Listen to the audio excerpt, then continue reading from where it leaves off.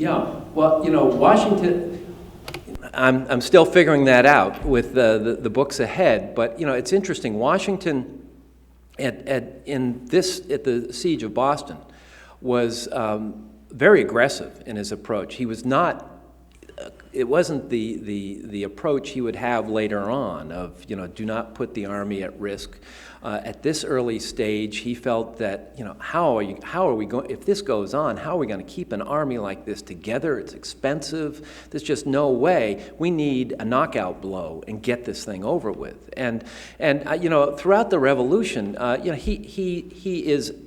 he's capable of amazing things, whether it's Trenton and Princeton, but he's also capable of some really messed up, not the greatest generalship. Where he shines, however, is his political skills.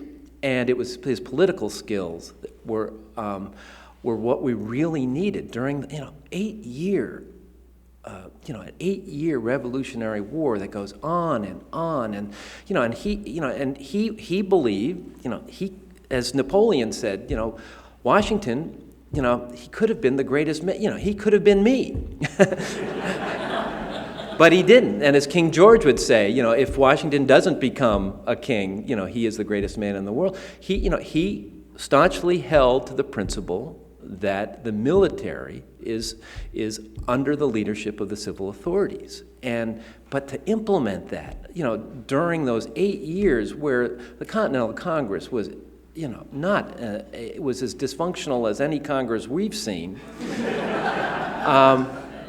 but he hung in there, and so I think it's a story in which it's more than the battlefield, and that's the thing I want to explore in my next books. The Revolution is as much, if not more, about what happens to a society, what happens to a culture, and people begin to have to realize it's not about just tearing things down.